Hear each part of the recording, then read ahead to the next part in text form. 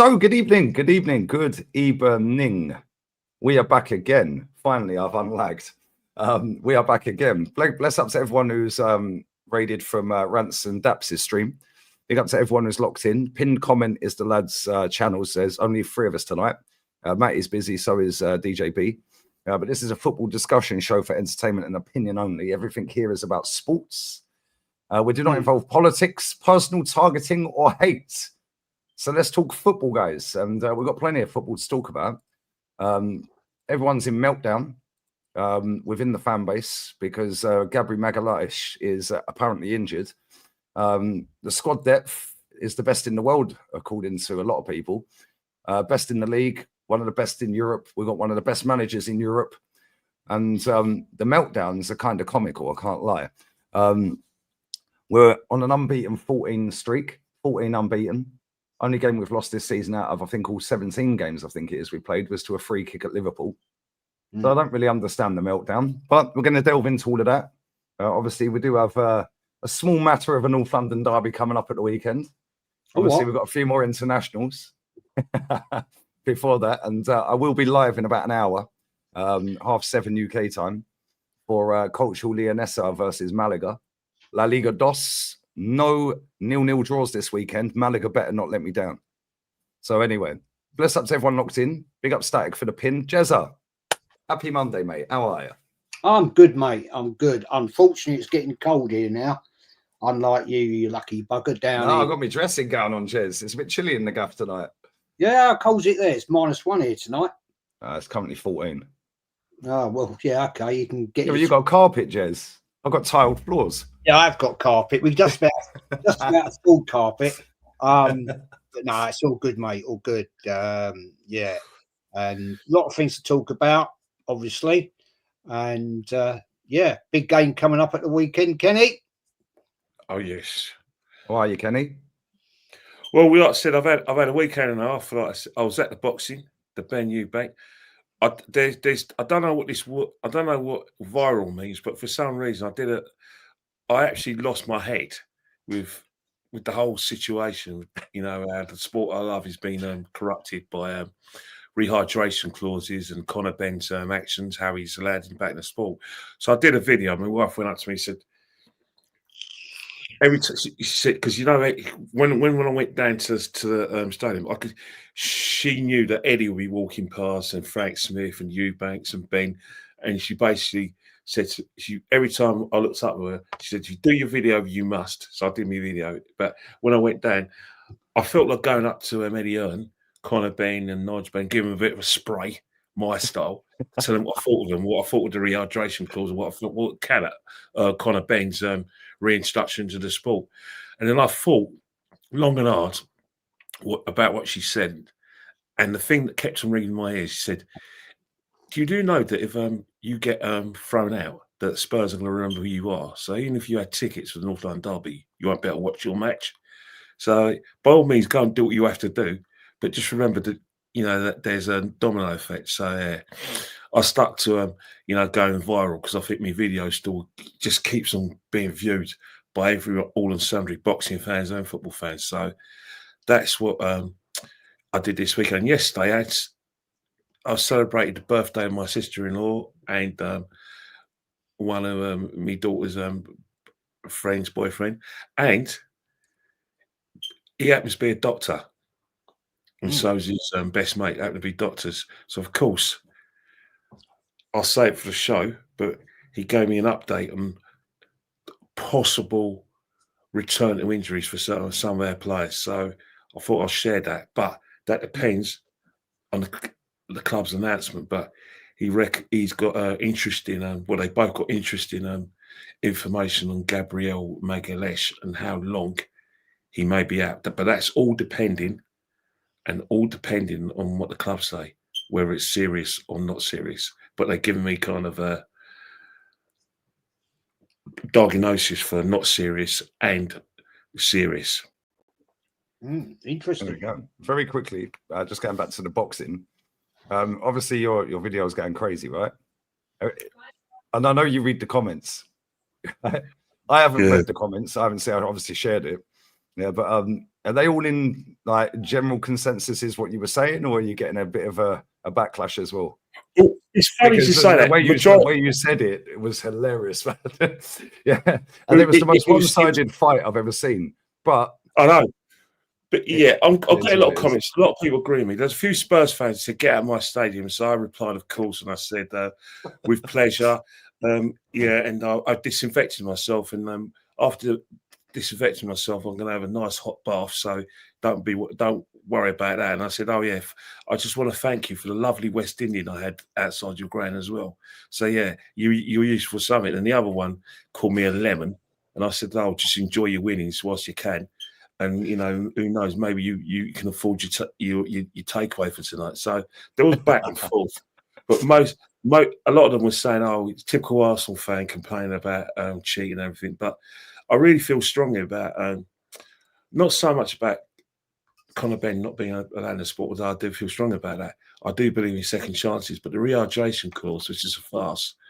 I mean, he's fought a corpse, and that's not like I said, sport in my general. Sport should be two-sided. You know what I mean? And I'm just, really, really appalled by it. Yeah, question about Nigeria. Well, who knew, eh? As far as I'm concerned, Nigeria, I've got the players, but it's reeks of corruption. Players, they expect players who are paid handsomely for their clubs to just put up with the crappy training facilities and put up with not being paid bonuses, which has been agreed in their contracts with the Nigerian FA. So until they butt their ideas up, you're going to have situations where Nigeria won't qualify for tournaments, and it's all their own fault. And I beseech anyone now, if you have a chance of playing for Ireland, France, Holland, or England, play for them. Seriously, play for them. Because I'll tell you now, don't play for Nigeria in this state, because at the end of the day, don't let people try to badger you into thinking, oh, you need to be loyal to your your heritage, you're a sellout, blah, blah. Seriously, don't waste your best years on that crap. Until they sort themselves out, you're going to see a lot of players choosing England and other countries rather than being part of that circus, because they're a disgrace. They're a disgrace from top to bottom, and they got exactly what they deserved. And I think and to not even qualify to the African Cup of Nations, that's a disgrace as well. But you reap what you sow, I'm afraid. No, true. Big up to Riku as well. He said Finland lost to Malta the other day. Most of you couldn't point out Malta on the map. Well, I've actually been there. So have I. Beautiful country. They love the English as well. We helped them in World War II, mate. Bosh. They love us. Not many countries around the world do, but that's one of them. Belgium does. Belgium love English people.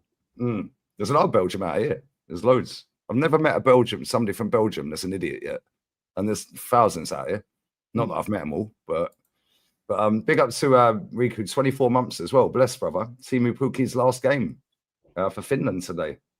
Wow. Bless up to him. Didn't he play for Norwich? Was it Norwich he played for, right? I swear it was Norwich, yeah. Big up, man. Big up, yeah. Kenny, I upset Nigerian Twitter yesterday, by the way. You're on mute, mate. Nigerian people are furious. I upset the whole fan community on Nigerian Twitter yesterday. I take it you were supporting Congo, then. Well, I had some idiot in my chat yesterday while I was watching a different game, while that game was going on. Yeah, and he was Nigerian. He was just chatting absolute wass in my chat. Yeah. So I was like, right, we're all Congo tonight then, lads. We're all Congo, right? So then, you know Nigerian phrase is day, D-E-Y. Yeah. Yeah, so I put day Twitter's going to be quiet tonight. To be honest. I just got mad. Racist. The thing about it is, if you look at most of the sort of prominent YouTubers, there are a lot of people that have got Nigerian. So yeah, you actually upset some of your colleagues. I mean, let's not forget, you're looking at one right now, and I'm fuming, but I'm kind of resigned to the fact that I had a conversation with Stricto on Dan's channel, and I said to Stricto, what Nigerians should be doing if you're not supporting the national side, which I do anyway, just do what you normally do in major tournaments. Just support Brazil, because Brazil's always been, Nigerian fans' first love anyway, even more than Nigeria sometimes. So at least they got Brazil to celebrate. But yeah, it is a national disgrace.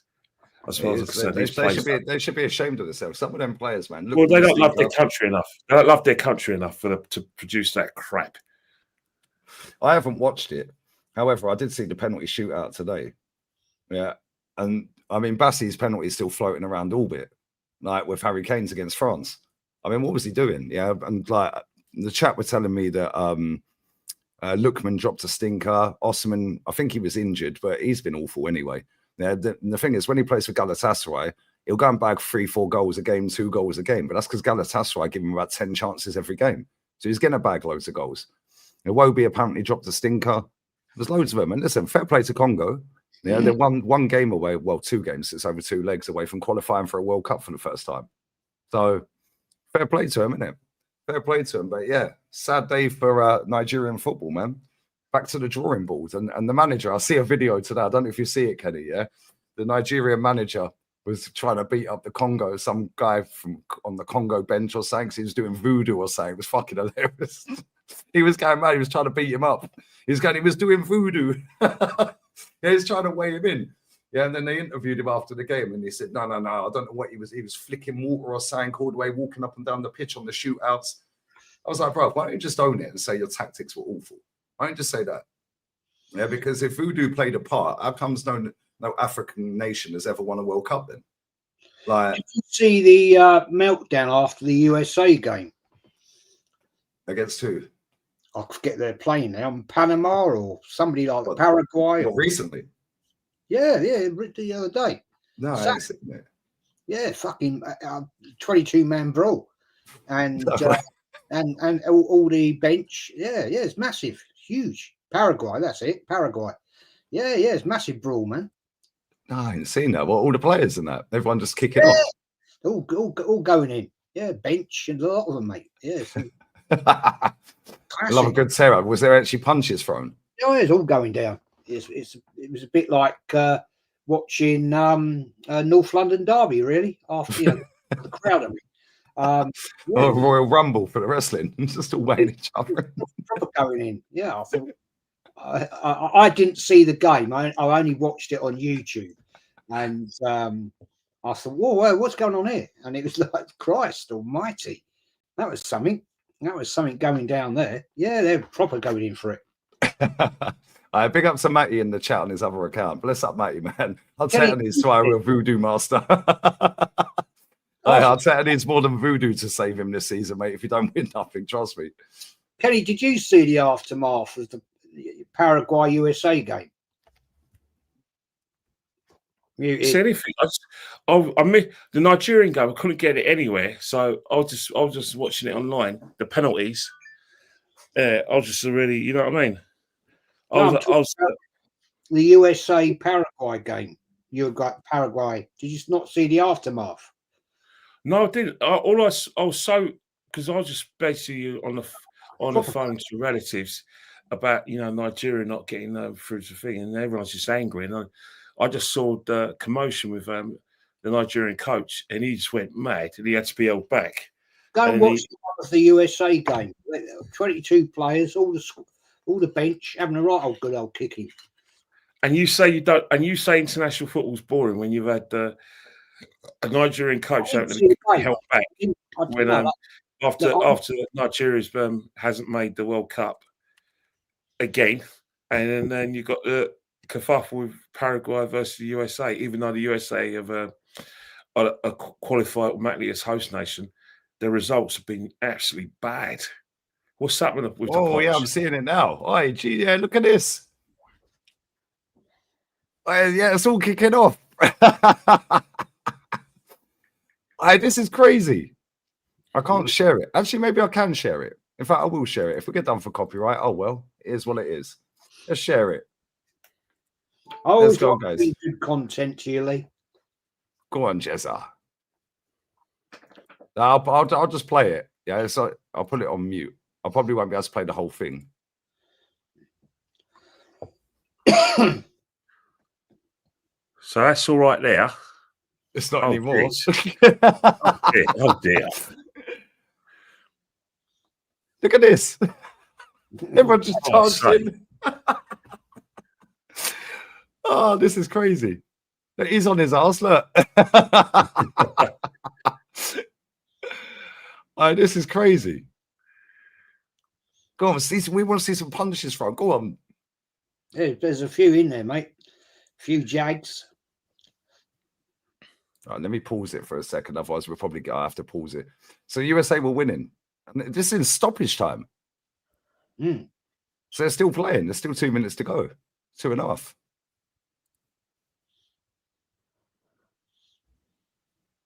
Love the way everyone just piled in. That's hilarious. Yeah, it's good to see old South American blood going there, mate. Yeah, Paraguay will not having none of it.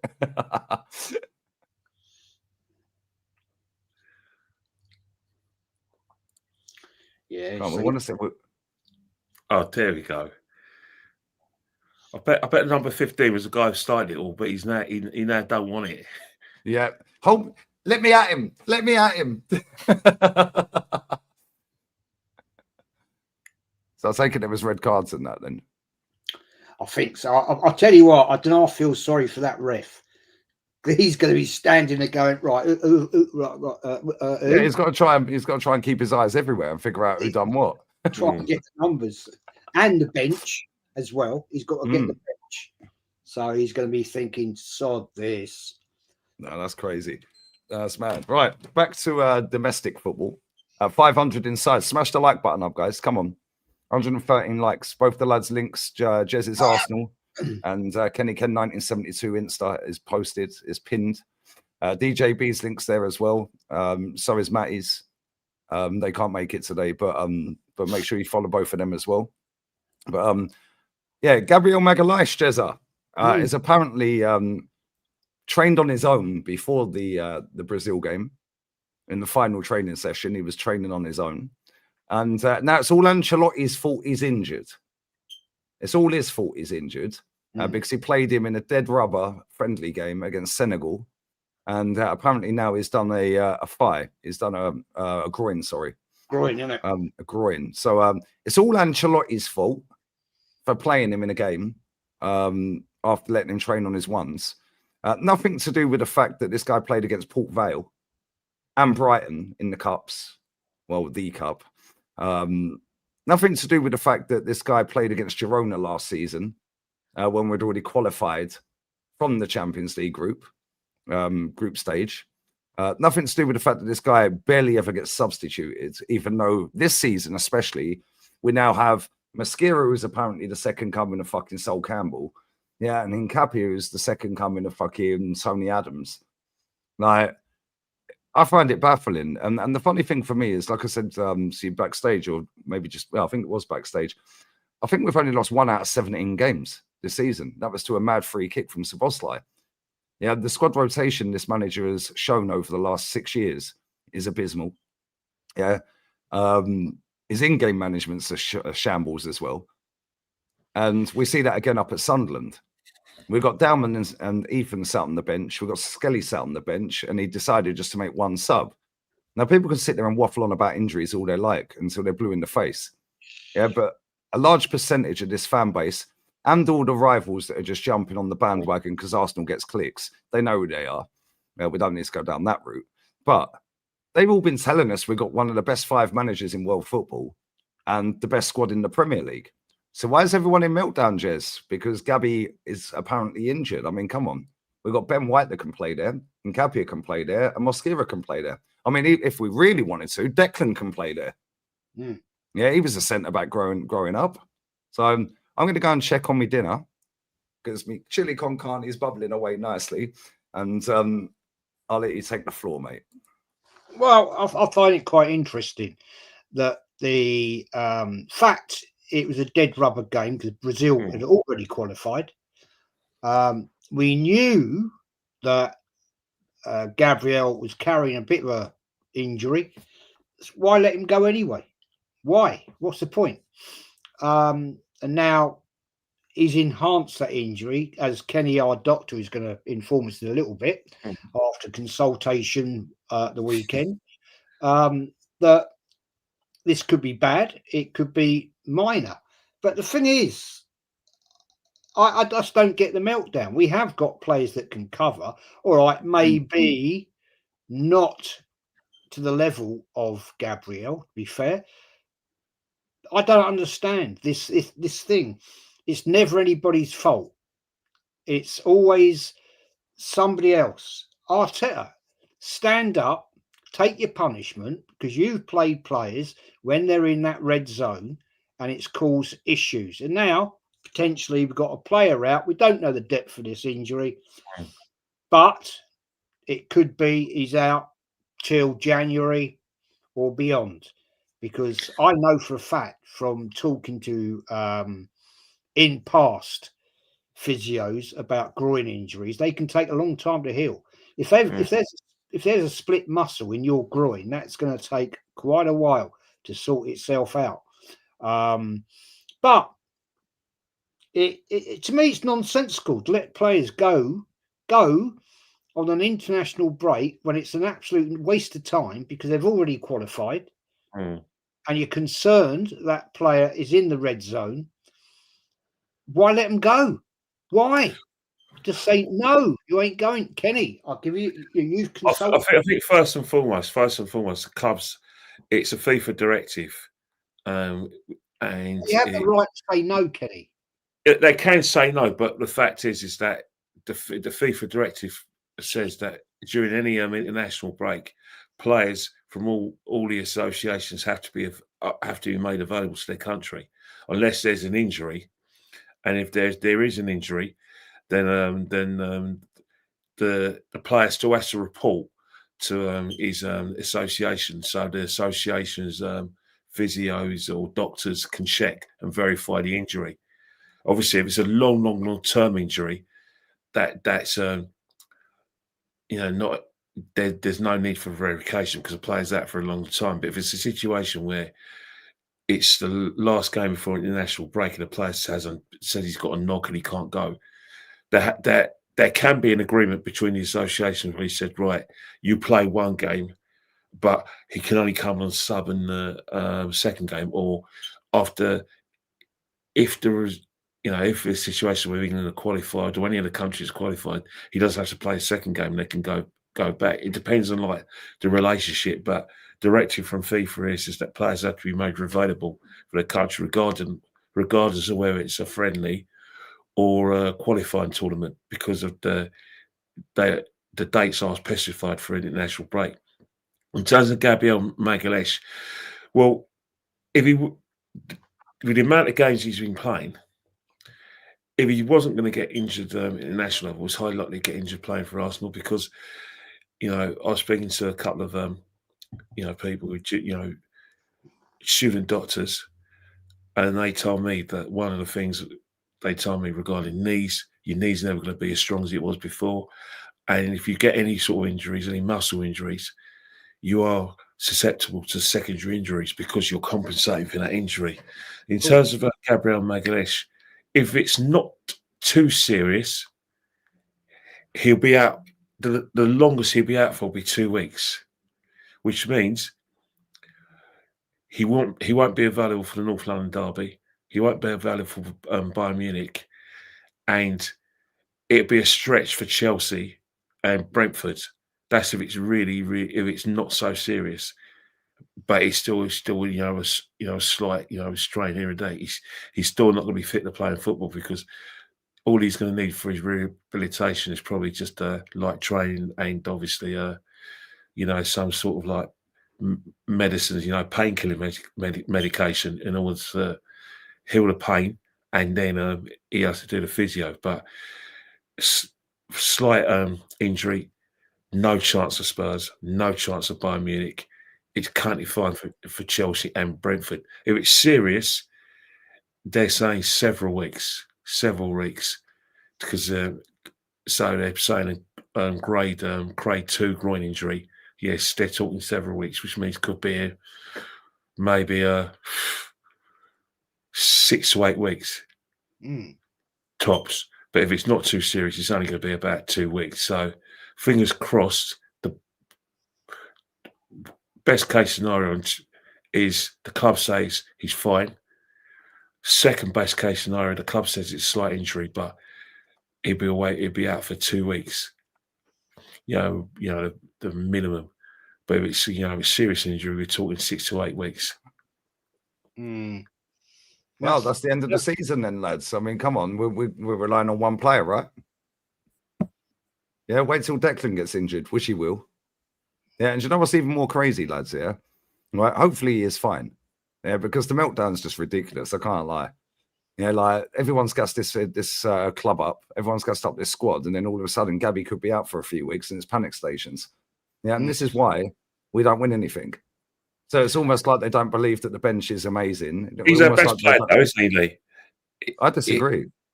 I'm talking about in terms of best player, but I think in terms of like defender. Player. I think in terms of defender.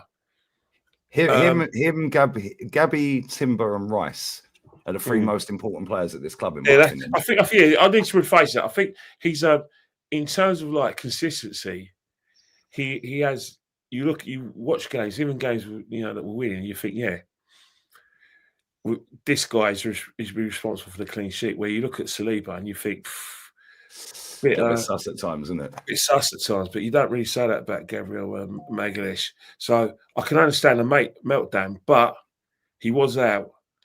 When we lost to Fulham, and Kivior did a more than adequate job, especially in order to get to the semi-finals of the cup. We didn't.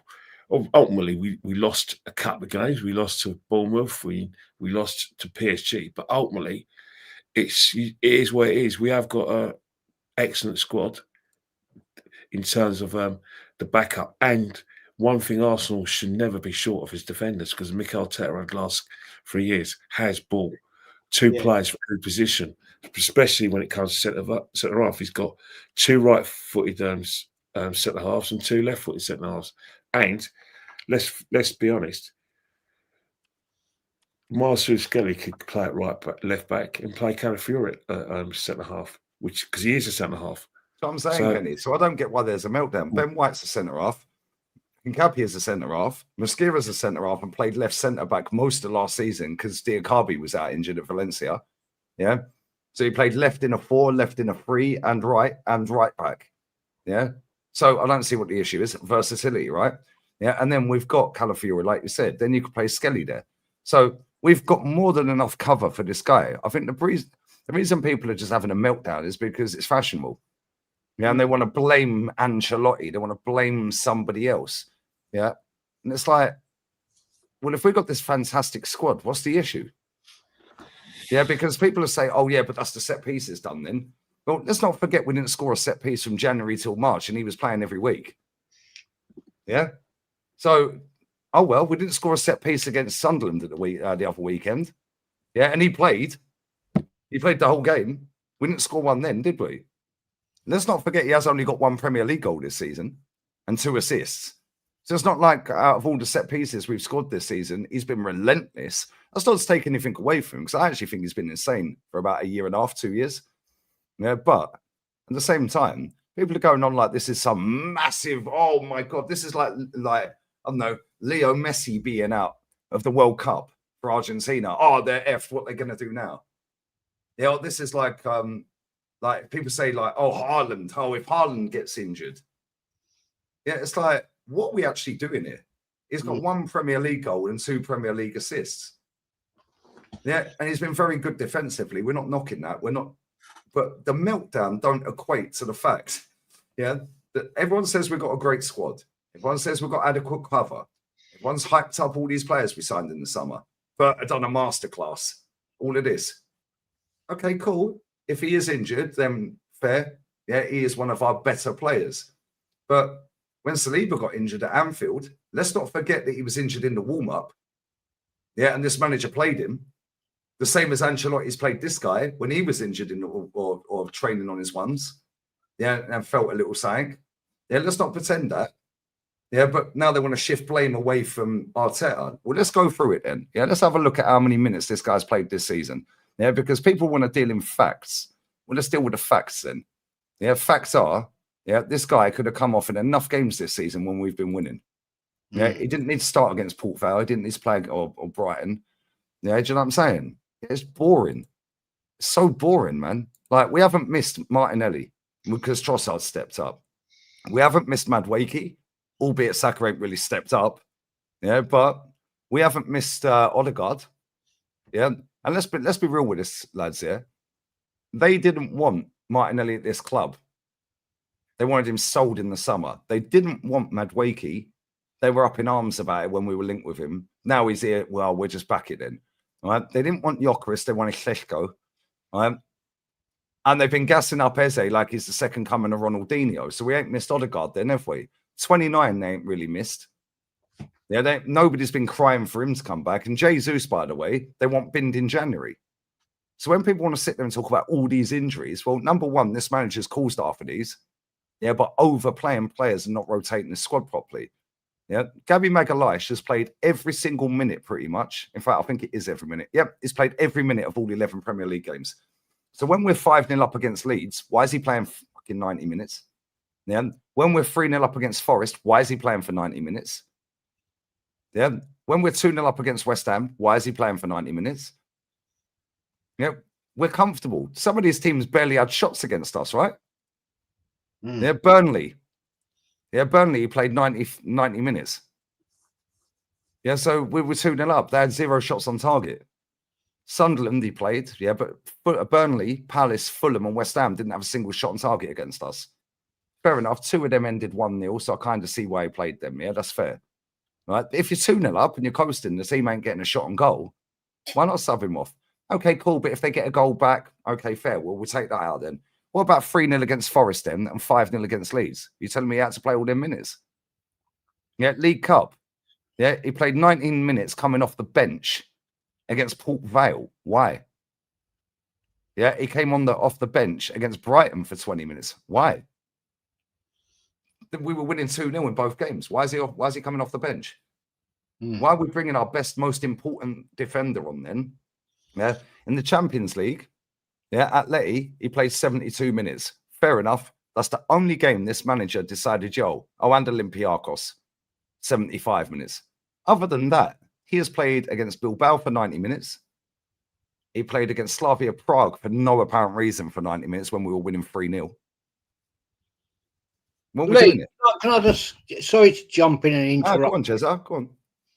It's purely and simply one answer: mismanagement.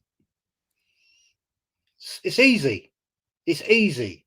If you want to go and say, oh, well, it's the more intensive training now and everything, blah, blah, blah, well, that's a problem in the management of the club. Because let's be fair, previous managers, Emery and Wenger, we didn't have this injury level. And let's be fair, with Wenger, he had pretty much what we've got now in a club squad. But this manager, it's mismanagement. And that's the only excuse. I'm sorry. He relies on the same old week in. Because why? He doesn't trust his bench. And we've seen this now for 5 years, 5.5 years. How long is he going to be here this year? 6, 7? 6 in December. Yeah, 19th December. Am I correct in saying that? 19th or 20th, yeah, something like that. And it's the same old bullshit every single time. It's mismanagement because he's got a squad, he's got a bench he can use. Come on, right? That game against Sunderland, he had players he could have brought on there to win that game outrightly. But what did he do? He went defensive. He brought on a defender to go 5 at the back, if you want to put it that way.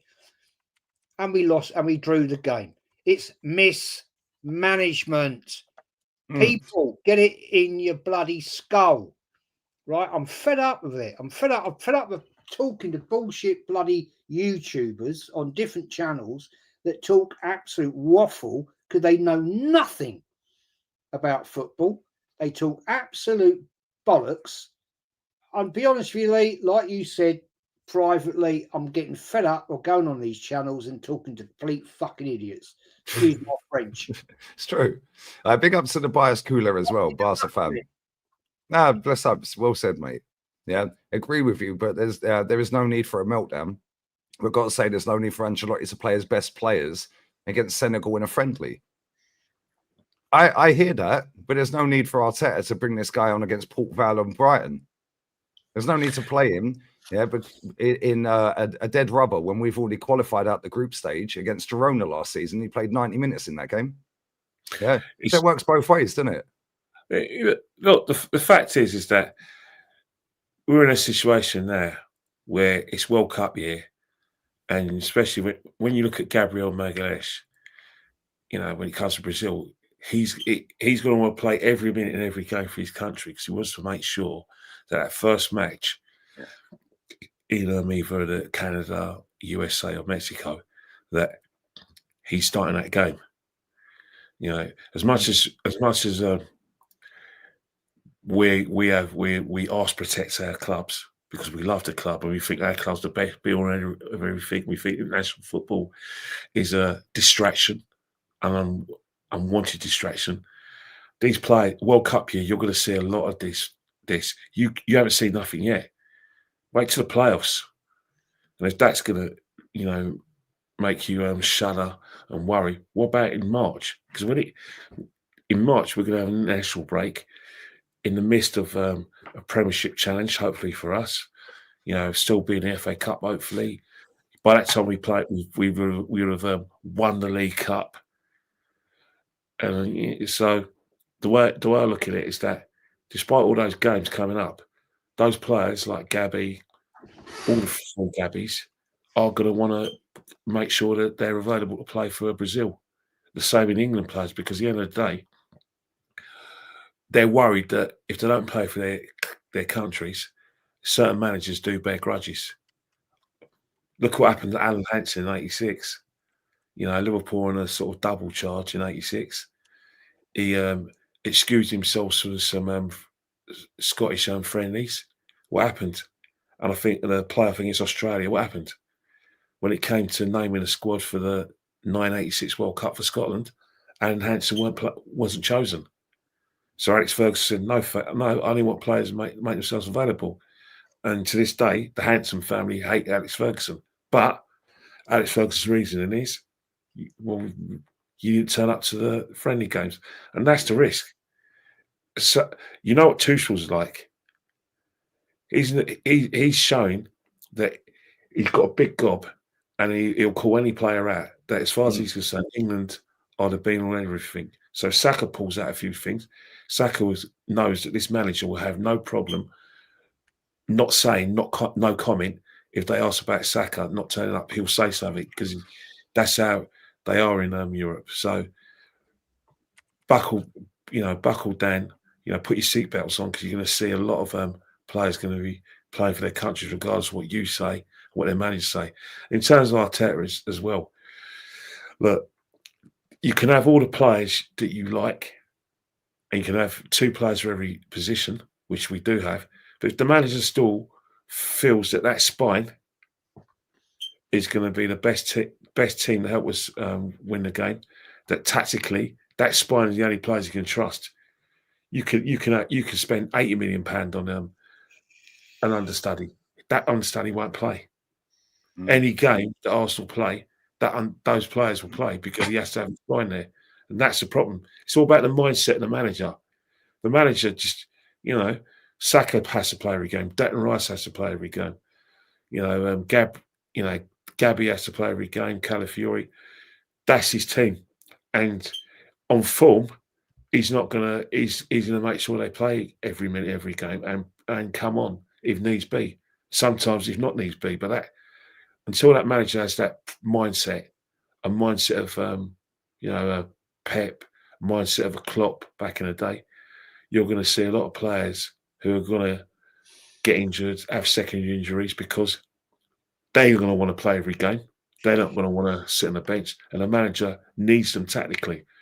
So all these, trust me, when certain players come back from injury, a lot of our new signings are going to be having a lot of bench time.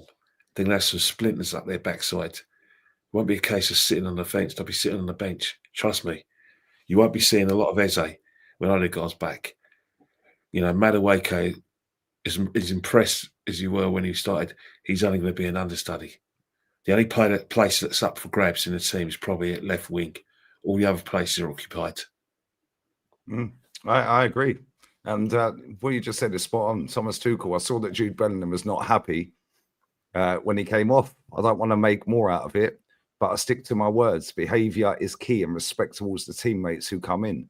Decisions are made and you have to accept it as a player. Yeah, if that's Gareth Southgate, he starts every game. Yeah, because Gareth's weak. Tuchel ain't. Tuchel knows how to win cups, mate. He's won enough of them. Yeah, and let's be real with it. How he scammed man of the match at Jude Bellingham at the weekend is a disgrace. But again, that comes back to a fan vote. Yeah, all the Real Madrid fans probably voted for him. Like, do you know what I'm saying? Oh, we've got to get Jude. We've got to get Jude. Yeah, it's the same when Saka scammed man of the match in the Serbia game. How? He scored, but other than that, what did he do? Fuck all. Yeah, exactly. I watched it as well. Bored out of my box watching that game. If anyone should have won it, it was Elliot Anderson. Yeah, he was absolutely quality in that game. Yeah, and this is the thing, yeah. These players, not obviously all players want to play for their country, pretty much. Right? Some of them don't have any interest in it. I hear that, but majority do. And when I see people sitting there saying, "Oh, but these dead international games, these rubbish friendlies, and this and that," well, why are you watching them? Number one, yeah. Number two, they might be rubbish to you, but ask Martin Odegaard if he wants to lead his nation out, yeah, as captain in a World Cup in the summer, because he weren't even born the last time they made a World Cup. Yeah, and he's going to captain his team if he's fit. Yeah. Go and ask all them Brazilians when they ain't won one for 23 years. Yeah, 2002 was the last time they won a World Cup, I think. Yeah, go and ask all of them Brazilians if it means something to them. Just because it don't mean nothing to you, yeah, because you want them to play for your club, doesn't mean it don't mean nothing to these players. Yeah, and that's how it is. Yeah, there's so many players that are desperate to play for their nation. And the thing is, Kenny's right. Yeah, if Saka pulls out of a couple of squads, Tuchel will go, cool, well, I'll put Bowen in then. Yeah, and then if Bowen starts performing in them couple of games, Saka's got to fight for his place. Doesn't matter whether he plays for Arsenal, because this manager's already proven, by the way, yeah, by picking players from Forest and so on. Yeah, do you know what I'm saying? Yeah, and Wharton from Palace. Yeah, it's not just about the top 6 teams. It's about I'm picking the best players for my system at any given time based on their ability to help me win. Yeah, and what their performances have been like. Yeah, so at the end of the day, yeah, if England want to win a World Cup, well, I'm more confident about that guy leading us into a World Cup than anyone, whether it's football shit or not. I don't care. Yeah, genuinely couldn't care less. Same with Arteta. I couldn't care less if the football's shit. You better win it, mate, or you're sacked. Same with Tuchel. If he don't win that World Cup, bye-bye. Yeah, and I said this with Rance the other day. Would not surprise me one bit if Jude don't make that World Cup. Yeah, not because he'll be injured, but because there'll be a big decision and he could leave him out. Yeah, he could leave him out. What did Jude do? Drop stinker after stinker after stinker. Got the ump when he got subbed and then scammed man of the match. Yeah. Like, let's just be real with it. Yeah, the guy's not that good. And his ego is so fucking high. It's crazy. I think with Jude is that I think from the media is that Tuchel. I think what it is that Tuchel isn't Gareth. You know, Jude's cooked his goose. A lot of it is to do with his dad's dad. You know, being a pushy dad, and you know, has basically rubbed a few journalists up the wrong way. And you know what happens with journalists? If you don't give a journalist an interview, or you call them out, or a member of your family happens to be rude to them, then their attitude, the journalists, they're cunning creatures. What they do is absorb. They don't moan and cry about it. What they do is said, right, the more I write against this player, the more it's going to get in the manager's mind not to pick him. Because back in the sort of like 80s and 90s, the press, especially the Mirror and the Sun newspapers, they influenced team selection. They bloody well did. Certain players, if they got in the press, gave interviews, then what will happen is that they'll get a favourable press, catch the eye of the England manager at the time, and they'll get games. Jude Bellingham, what did you do in Euro 24? I'll tell you one thing. The press wanted to interview his grandfather. Jude Bellingham started chucking a mental like a Jude Bellingham would do.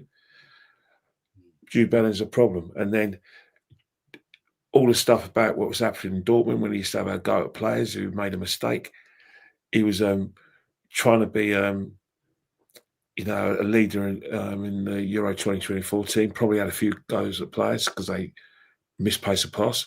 But he's part of the leadership group because he's seen as a future Inter captain. But that's the fact. He's part of the leadership group. Yeah. But I think with Jude, the press have got a bone.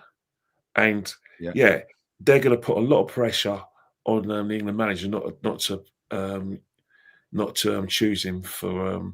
He'll get the squad, but whether he start games, it could be another Patrick Kluivert situation. Look at Patrick Kluivert. There was one tournament, I think it's 2004, where Patrick Kluivert fell out of Advocaat, and he was on the bench, but he didn't play not 1 minute. 1 minute. Yep. He didn't play. He came to Portugal, but he didn't play 1 minute for Holland. Same with Frank Stapleton. In 1990, he came with the Republic Island Party, but he didn't play 1 minute of any game for the Republic of Ireland. Now, two things. If Jude, goes to the tournament, that could happen to Jude. And I think the press are going to sort of whip it up and enjoy it. But that's the thing with the press. If you do not build you up, and then they fucking smash you down. Yeah, but another thing with Jude as well, what counts against Jude, is that Jude has basically stuck two fingers up to the Premiership, and he's bastardised the view of everyone that the Premiership is the best in the world because he hasn't touched with bars power. He went to Dortmund to the Bundesliga, and he's from the Bundesliga. He's gone straight to fair play to him though, because he has won everything. Yeah, but fair play to him. League, a cup, like but what does that say when one of your most promising talents, the future English football, which he is, whether we like it or not, basically stuck two fingers up to the Premiership. Not only has he stuck two fingers up to the Premiership, he stuck two fingers up to the notion that the Premiership is the best in the world, and he left Birmingham, didn't go to Man United, said, no, I don't want that, I'm going to Dortmund. Then after leaving Dortmund, didn't go to Liverpool, didn't go to Chelsea, didn't come to Arsenal. No, I don't want them. I'm going to a bigger club than them. I'm going to go Real Madrid. That's sticking two fingers up to the press and everyone in this country. So, of course, he's going to get a bad press. But again, we had a situation with Saka and Eze. Our boys got the goals, but Eze scored a worldie. But all they want to talk about is Phil Foden. Now, why are they talking about Phil Foden? Because Phil Foden is basically the Milky Bar kid of English football. They're desperate for Phil Foden to get in that squad, even though you cannot envisage, any of you guys can envisage a place within the team because there's so many number 10s, so many better performing number 10s. But because Phil Foden did his job, which is basically made a defence splitting run and then saw a player in space and passed the ball accurately. Oh, Foden. They asked Eze, who scored a worldie. They don't want to talk about Eze's goal. Guys, Foden. It works both ways. Foden plays in English football. He is the Milky Bar kid, whilst Jude Bellingham is basically, he's basically Darcysley, or maybe he's the big bad wolf. And that's the way the press, it's basically like a war between Foden versus Bellingham. Who do you like? Who do you hate? Blatant. Yeah, facts. I big up Ziri. He's a Bayern fan as well. His dad done the same shit with Job at Dortmund.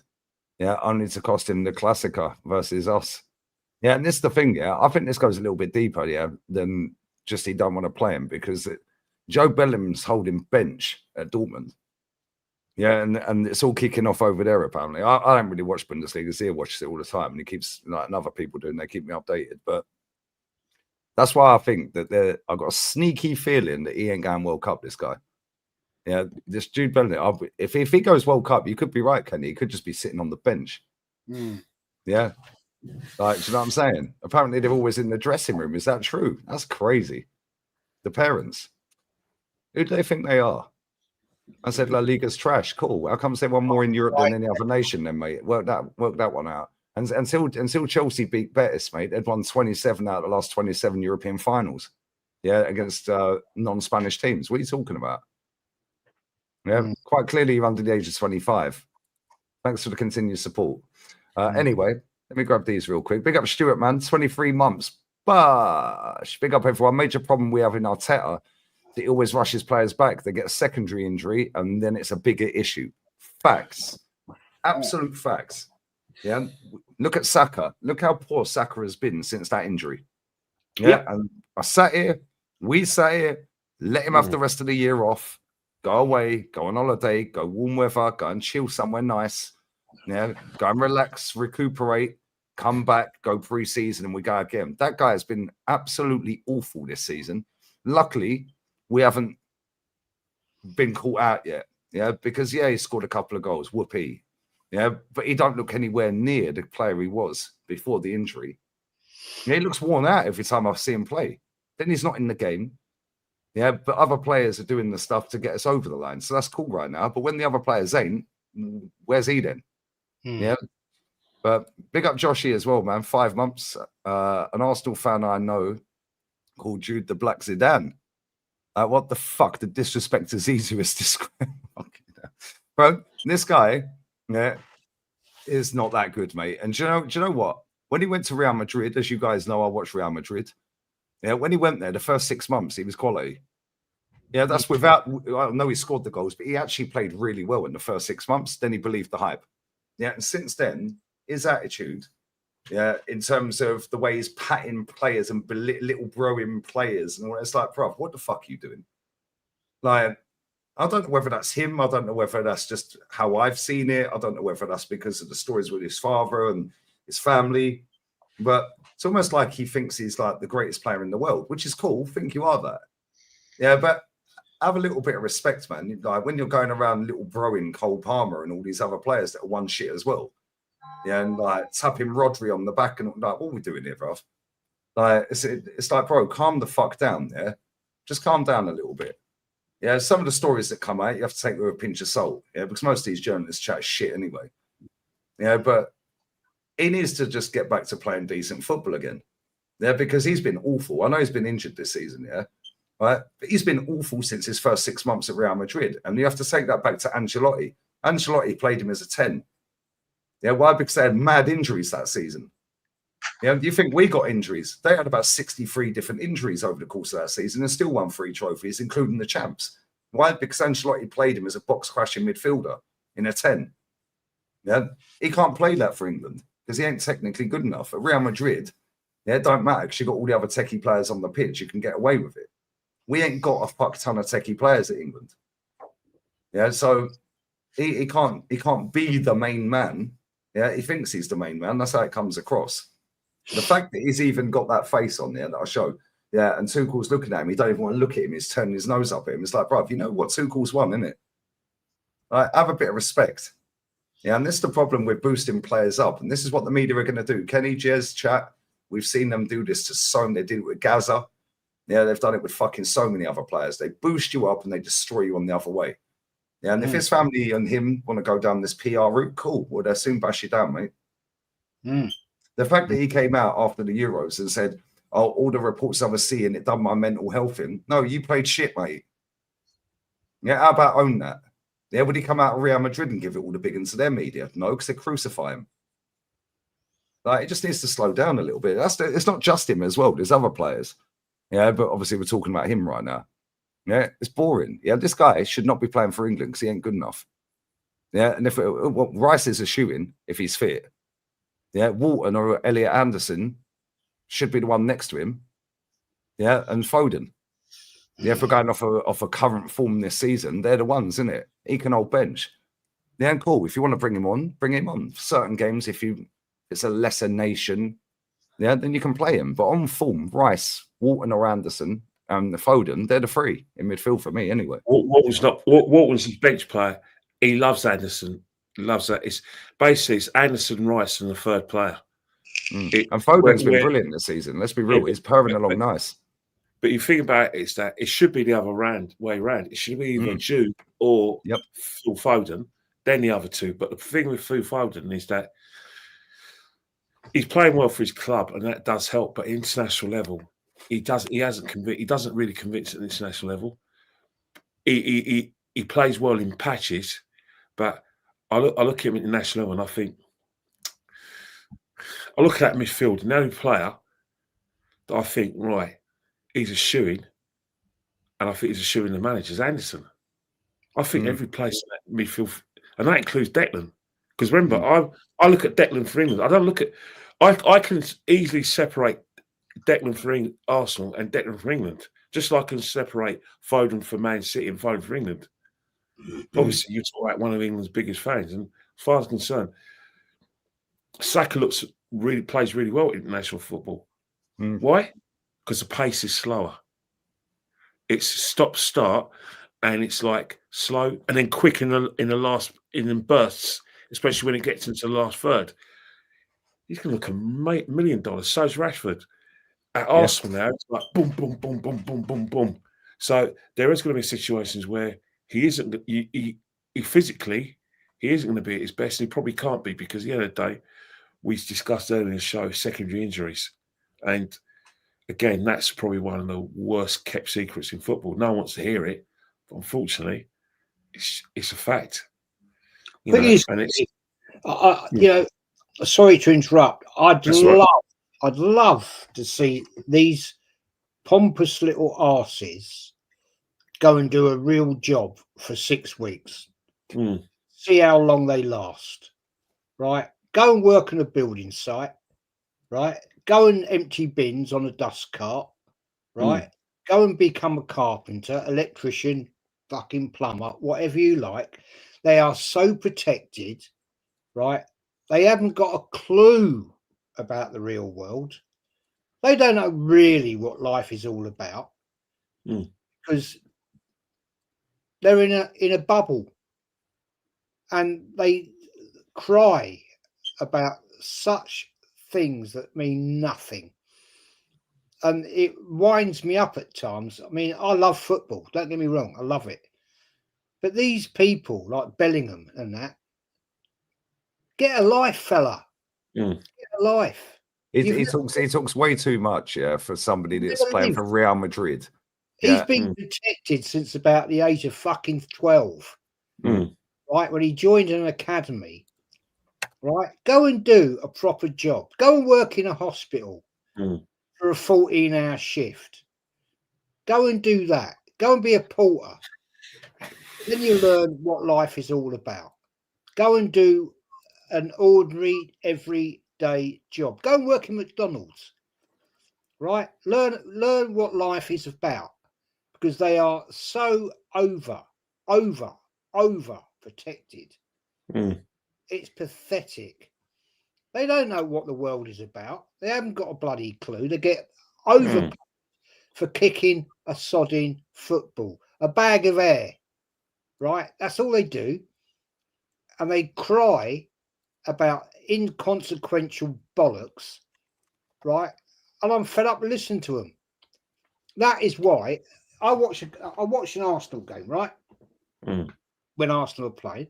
As soon as the game's finished, I turn it off. I don't want to listen to them in their interviews after the game, because they talk absolute shit.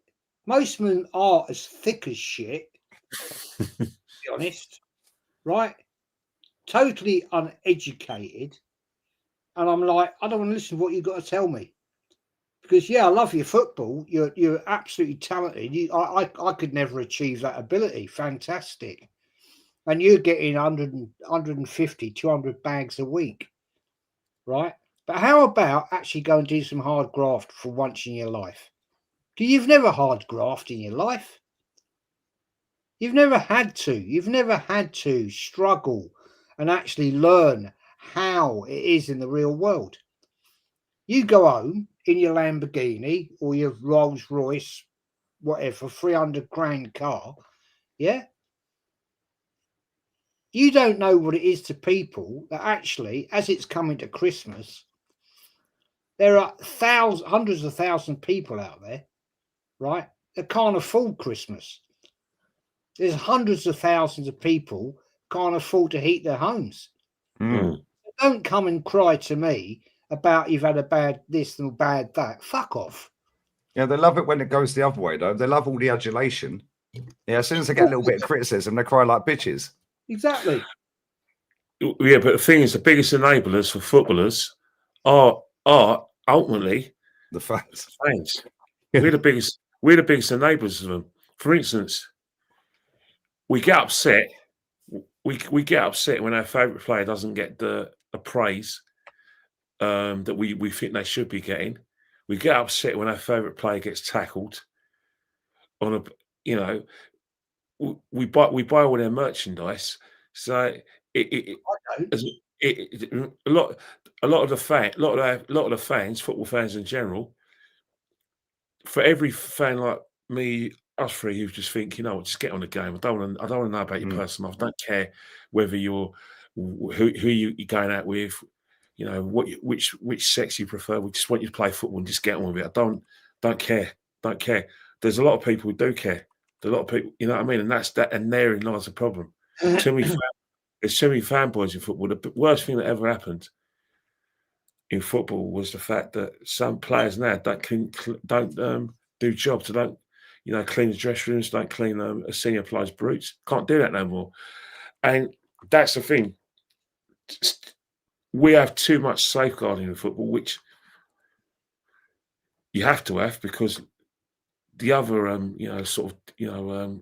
of the dice. Look what happened to these scouts. Look what happened to these coaches. What they're up to with lads in the shower. Where they're abusing junior players. So Kenny, you remember have to have these safeguardings, but the problem is these safeguardings. It wasn't just for that. It meant that because you safeguarded them on this issue, you got to safeguard them in everything. For instance, you're not allowed to shout at a player now. Like, for instance, if me and you were coaching, like an under 15s, and we shouted at them, their parents can get us sacked. Yeah, you're abusing my child. You're shouting at him. Yeah. His mental health's taking a hit. Yeah, because that's the thing. Because of the safeguarding, you have to make sessions interesting for them. That's the problem. That's the thing with football. Safeguarding is like the biggest buzzword in football.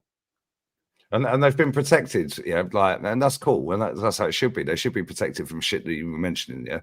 No, for the stuff back in the day, obviously. Yeah, they should be shouted at if they do something wrong. They should be told you're doing it wrong.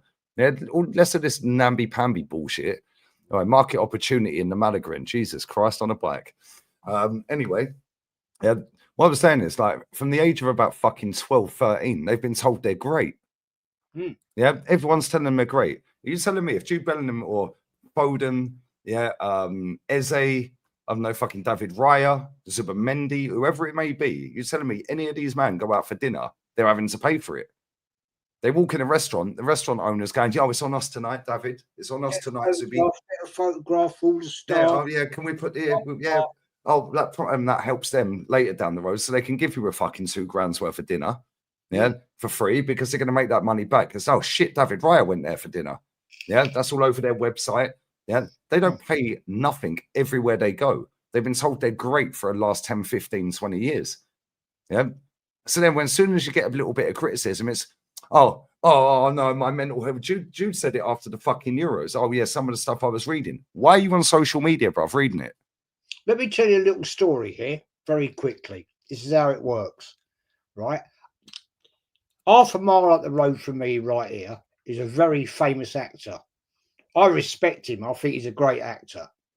He's been in great films, right? Really nice guy. See him not all the time, but I do see him. He goes into a butcher that I go to, right, to buy fabulous beef and everything like that, right? When he goes in there, he don't fucking pay. Do you know why?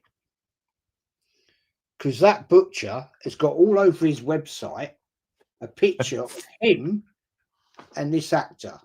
And I look, I ain't got, if that's how it works, that's how it works. And I actually was in there last Thursday, and I said to the butcher man, I went in to buy a couple of pheasants. The wife and I like pheasant, right? And I said to him, if I've got my picture taken with you, can I have it for fuck all? And he went, why? I said, well, I'm on YouTube. Go on, Jez. Go on, Jez. And he went, nice try, Jez. And I went, yeah, fair enough. But that's how it works, man. It does. These men don't pay for nothing. That guy, right, is up the road from me. He's got a beautiful, beautiful, beautiful house. Beautiful house, right? And he don't fucking pay when he goes in that butcher's. I know that. I know that. Yeah. Yeah, probably like Haaland and his steaks and his raw meat. He probably don't pay for that either. No. Like these men don't pay for fuck all. Everywhere they go, it's free. Yeah, so that, and all they're being told is you're amazing, you're great, you're great, you're amazing. Can I have a picture? Can I have a picture? Oh, no, that's on us. That's on us. Yeah. So everywhere they go, it's just constant adulation and validating of their ego. Yeah. So as soon as they get a bit of criticism, Van Dijk did it the other week. Yeah, Van Dijk was calling out his own fucking fan base. Motherfucker, you've been finished for about 2-3 years. Yeah, have a bit of shame, innit? You know, I'm saying, oh, some of the stuff I've been reading online about us this season, yeah, is an absolute disgrace and blah blah blah. And you know, we need to stop this. And bruv, shut up talking. How about play better? The point I'm trying to make here, right? And I'll shut up, right? The difference is this guy I'm talking about, who's a very, very famous actor, English actor, he's level. Because he doesn't expect anything. He walks around here, right? He walks around and he'll always talk to anybody. He's not looking for adulation. He's not looking for anything, right? And he'll talk to everybody and he'll just be he's a nice, level-headed man. And he's not looking for adulation because he's a fantastic actor in my book. And I'll tell you backstream who it is. And he just walks around like a normal guy. When I'm outside, out there, whenever I am, he'll come up, all right, how are you doing? Yeah, he doesn't know my name, but he'll just have a chat with you. I'll go, all right, how are you? And he'll walk off. But he's not looking for adulation because I'll tell you for why. He's made it in the world. And he will go on and continue to have a career probably into his 80s, 70s, 80s, maybe. Footballers don't do that. They want the quick thing, and they don't give back anymore. Let me also, before I shut up, tell you a little something here. Charlie George, right? Charlie George in the 70s used to pay for kids' tickets to go to Highbury. There we go. He used to pay. How many of them do that now?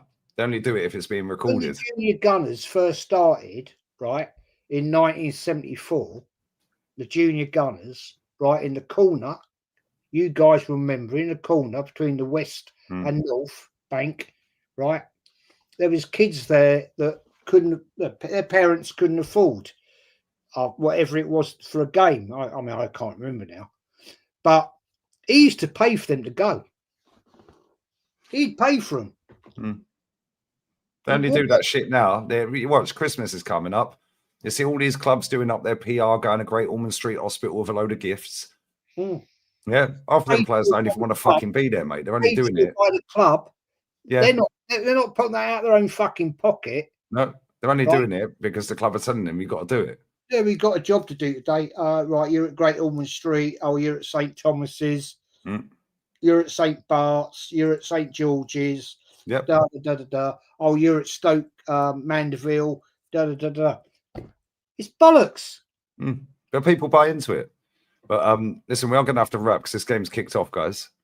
21 seconds in. Cultural Leonessa versus Malaga. Well, the cameraman was on job before kickoff, by the way. Fair play to him or her. I don't want to misgender him. Big up to Conrad as well for the super chat. Guys, how many Arsenal players have had surgeries in the last 4 seasons and which players have had more than one? Seems like medical negligence. Thank you. There you go. Don't worry, man, because there's going to be more. Because yeah, I'm telling you right now, in the next before Christmas, yeah, I'm telling you right now, one of Declan Rice and or Timber will be down. Yeah, and I'm saying you as well. Yeah, Calafiori will go again as well. Yeah, because he withdrew from the squad. Apparently, Arsenal didn't want him to go. He went, trained on his ones, didn't get in the squad for the first game that they scrambled over the line against Armenia. Yeah, and then withdrew. So, but it was for precaution. And apparently he's fit to play at the weekend. Cool. Yeah, well, don't be surprised if he gets an injury in the next 5 games then. It's what it is, man. This is where we're at. But listen, we are going to wrap. Bless up to everyone who's locked in. Segunda Division is where it's at. Not a single 0-0 this weekend. So Malaga better not fucking let me down. And they're on the attack here. But yeah, listen, bless up to everyone locked in. Jezza, shout your channel out, mate. Big up Static for pinning it. I know you had to shoot, brother. Bless up, bro. Yes. Jez is Arsenal. And tomorrow night, if England aren't playing tomorrow night, Kenny, are they?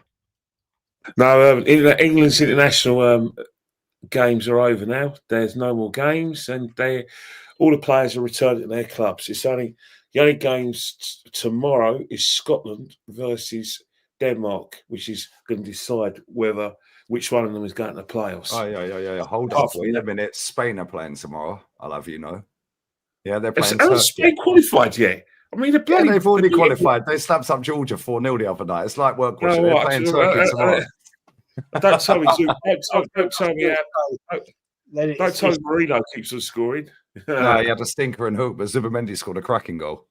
It's the old school show tomorrow night then at 6 o'clock. Oh, mate, off the bar. Fucking get this league on. If anyone ain't watching, sorry, Jez. If anyone don't watch La Liga 2, yeah, you're missing out, mate. Because this league is the best.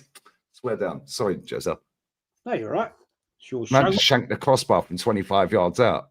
Well, 18 yards out. Oh, Wales are playing tomorrow night. Okay, fair enough. I watched the other one the other night. Yeah, it's the old school show tomorrow night, Kenny. I don't know if DJ will be about. I don't know if DJ will be about. So it might just be me, you, and Shano. And yeah, no, that's yeah. Well, Shane's probably right. He's going to be, first thing he's going to be thinking about is who are they going to play? Can you imagine it? A playoff game between Scotland and the Republic of Ireland. A bit of a derby there, isn't it? Just a little bit. Just a little bit. Could be a fallout. No, I'm joking. Yeah. What you got coming up, Kenny? After Scottish players got Irish blood in it. There's a few. I don't know. Is there a Declan Scottish anywhere? Because we know we got a Declan English. Is there a Declan Scottish? Kenny, what you got coming up, mate? You on any shows? Well, chess. Hey, do you all right, mate? Harry. What was I going to say? I've got and with Jess tomorrow. I don't know something with DG because he's. But that's all I've got officially. Obviously, it's a North London derby and on Sunday, and it's my brother's birthday, so we're going out for a nice little meal in Kent Road. Oh, lovely. On Saturday, so I'll be like that's my plans. But a definite podcast is with Jez tomorrow at 6. Happy days. Also, it is Ola's birthday tomorrow. Oh, happy birthday. Yep. Hey, birthday, Ola. I know you watch religiously. And I'll always remember that because it's my daughter's birthday tomorrow as well. She's going to be 16. Happy birthday to you. She's not going to be 16 or 17? 16. Yeah. Oh, nightmare. It's going to cost you. Yeah, well, it already has. Yeah, 400 quid to get her hair done, mate. How much? Yes, about right. Yes, No, how much is she asked you for to do her nails? She must nails. What? To be fair, they're about 25 quid. Yeah. But she doesn't normally ask me for that. Yeah, but a hair transplant or something. Fuck you know what? She's got thick, dark hair. Yeah, thick, dark brown hair, and it's right the way down to her ass. Yeah, so to get that done, she wanted to go blonde. Yeah, and it looks amazing, by the way. Right, but to get that done, Jez, 395 quid that cost me. No way. What? Yes, right. Yeah, Kenny knows. Kenny, you know, innit? I think, yeah, I don't think, yeah, you're talking three figures when it comes to young girls here. I should know. Just to go and get this shaved off. Yeah, to make my forehead grow another inch, get my eyebrows done. Yeah, because I'm like that. Yeah, get the ear hairs taken out, the nose hairs, the clean shaves. That was, I think, €67 the other day. Do it yourself. Hey, my youngest daughter, she costs. The youngest daughter's cost me money, but you know, because you know, I had to. I got a phone call from someone who a tattooist. She also specialises in earrings, and my daughter needs me to give her permission so she can get her her eyebrows pierced. Yeah, because I bet that weren't cheap either. It weren't cheap, but yeah, I said yes. Yeah. Oh, it's crazy, man. Yes. Seriously, it's a lot of money, Jez. Listen, bless up to everyone who's locked in. Raid the next channel. Lee reacts. Cultural Leonessa versus Malaga 0-0 at the minute. It's just about ticking 7 minutes. Malaga just hit the bar. If one of my daughters, I've got two daughters, right? If they'd come, one of them had come to me and said, "Dad, I want to have my hair done for a birthday," right? And they said it's 400 quid. I said, "There's a fucking street corner over there." Jez, that's without buying her anything. Yeah, and Christmas is next month as well. She's demanding another iPad, by the way. Yeah, not like I've bought her 2 iPads. I said, "What do you need an iPad for? I bought you an iPhone 16 last year." Yeah, I said, now we know why you do those marathons is because you. Why do you think I work so bloody hard? Yeah, she's costing me a fortune. Yeah, now we know why you do these marathons now, the marathon streams. Oh, mate, it's wearing me out. I can't lie. But listen, bless up to both of you. Big up to everyone who's locked in and locking in on playback. And yeah, come and watch some proper football.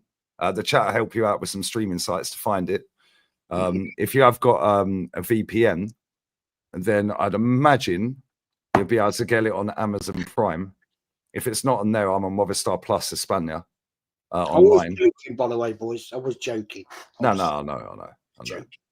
But yeah, we're sure we can find some sites for it anyway. The chat always help out. But yeah, La Liga 2 is better than the Premier League. Sorry to break everyone's hearts, but it is. Yeah, end-to-end quality football. Yeah, and yeah, we're going to see a cracking game. And come on, my Malagan G's, literally up the road. But anyway, it's not at Malaga, but we're gone. Love. Bless up, Jezza. Bless up, Kenny. Big up to you guys. Bless up for the like, share, comments, donations, subs, all that stuff. I'll be back again tomorrow with rants, 2 o'clock UK time. And then I'll be watching Spain absolutely slap Turkey. They done 6-0 away last time. Turkey need to win 7-0, otherwise they're out. So yeah, we're gone. See you later. Goodbye. Later. Yeah. Raid the next channel. Spam the algorithm. Yeah, Lee Raid. Laters.